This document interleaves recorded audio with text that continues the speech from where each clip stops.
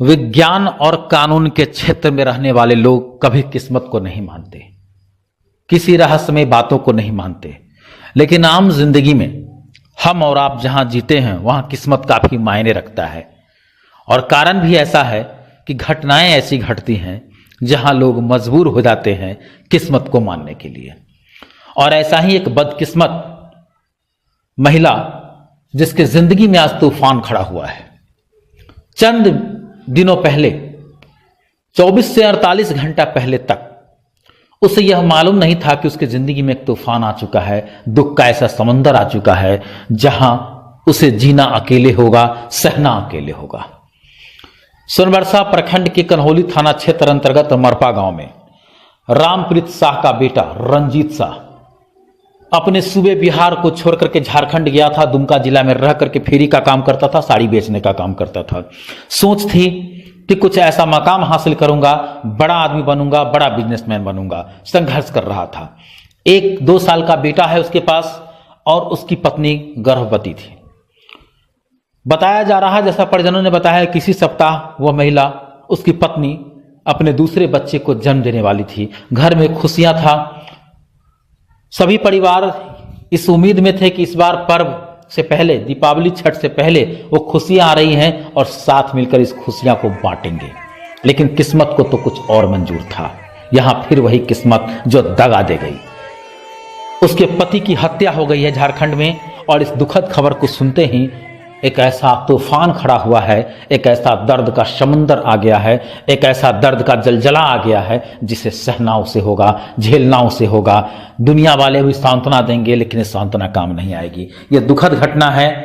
कन्हौली थाना क्षेत्र के मरपा निवासी रामप्रीत शाह के बेटे रंजीत शाह के साथ साथ उसके एक दोस्त की भी झारखंड के दुमका जिले में हत्या हुई है। बताया जा रहा है कि वहां एक स्थानीय कुछ युवकों के साथ साड़ी के रेट को लेकर के बकबक हुआ था, तू मैं हुआ था और हाथापाई हुई थी। उसके बाद कुछ लोग वहां से उसे उठा कर ले गए और फिर उसका लाश एक पहाड़ पर पाया गया है।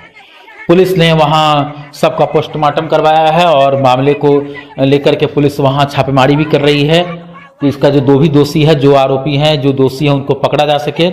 लेकिन इन तमाम बातों के बीच में यही सच्चाई है कि अब इस अभागन को जिंदगी भर इस दर्द के साथ जीना होगा और इसके ऊपर एक बड़ी जवाबदेही है अपने बच्चों के पालन का। एक जो जिंदगी में आने वाला है चंद दिनों, चंद घंटों में, दूसरा जो जिंदगी में आ चुका है।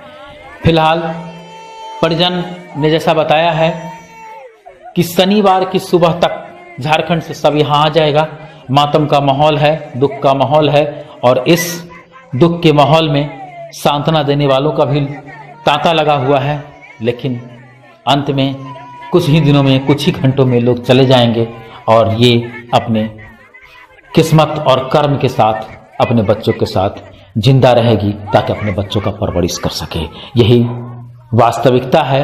और इस ऐसे घटनाओं का कवरेज करने के समय रिपोर्टर भी एक इंसान होता है। स्वाभाविक सी बात है कि हाथ, जुबान, बहुत सारी चीजें काम नहीं करती है, लेकिन अपने फर्ज को हमें भी निभाना है। आगे जो भी इस मामले में नया अपडेट आएगा हम जारी करेंगे। इस रिपोर्ट के साथ मैं मुकुंद कुमार अग्रवाल।